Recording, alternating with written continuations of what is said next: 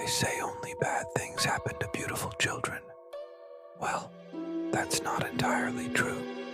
Sometimes bad things happen to all children. This story is about one such unfortunate event. It is a story about a serial killer who specifically targets children just so he could kill them. It all started when two young girls went missing. Their names were Rosie and Ruby. They were best friends and lived in a small town. One day they went out to play, but never returned home. Their parents were frantic with worry. They called the police, but the cops were clueless. There were no signs of a struggle. No one had seen anything. It was almost as if the girls had vanished into thin air. Days turned into weeks. Yet there was no trace of the missing children. The town was tense. Parents kept their kids indoors. And at night, everyone slept with their doors unlocked, hoping that if any other child went missing, they would have a better chance of being found if their door was unlocked. But that wasn't going to happen. A madman was on the loose. In reality, the man who took the girls wasn't even a madman. He was a seemingly ordinary guy named Peter Summers. Peter was a teacher at a local school. He had a wife and kids. He was well liked by his colleagues and was considered an upstanding member of the community. What no one knew was that Peter also had another side, a dark side. When Peter was around children, something inside him snapped. He felt an urge to do something terrible, something wicked, something evil. It didn't matter how or why. All that mattered was that he needed to hurt a child. It gave him pleasure, a twisted, sick pleasure. So he did the unthinkable. He lured Rosie and Ruby into his car with a bag of sweets, and then drove them to an isolated barn on the outskirts of town. He tied them up, gagged them, and then left them for dead. What Peter didn't know was that one of the girls managed to free herself. She saw her friend's lifeless body lying a few feet away from her. Filled with adrenaline, she ran out of the barn and into the forest. Peter chased after her, but the girl managed to escape. She ran and she ran until she came across a highway. Cars whizzed past her. She stood there for a moment, unsure what to do next. Then she did something crazy.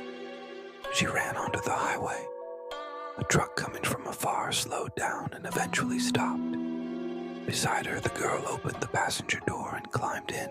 Moments later, the truck rumbled away from the spot, taking the girl with it. Meanwhile, Peter returned to the barn to find that someone had ransacked the place. He searched everywhere, but there was no sign of the children. Furious and scared, he fled the scene. Eventually, the police caught up with him and arrested him for questioning. They didn't have enough evidence to charge him with murder, so they let him go.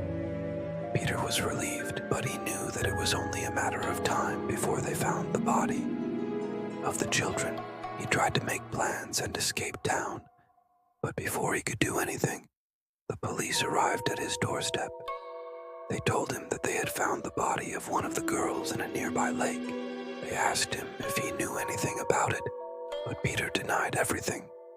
Days went by and Peter grew more and more anxious. Then one morning, he heard the news. The girl who was taken from the barn had been found alive. She had been sleeping in the back of a stranger's truck for days. The police had finally traced the vehicle to a man who worked at a construction site outside of town. Peter breathed a sigh of relief. For a moment, he thought the nightmare was over. But then the police arrived at his house again. They had a new piece of information. The girl had identified her kidnapper. It was Peter. As the evidence against him grew, Peter's life began to crumble. His wife left him. He lost his job. He was shunned by society. Everyone he once knew turned their backs on him.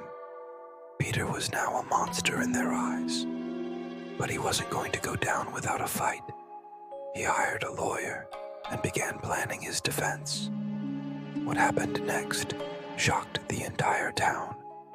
The girl who had been kidnapped by Peter, the same girl who had identified him, suddenly changed her tune. In court, she said she couldn't identify her kidnapper.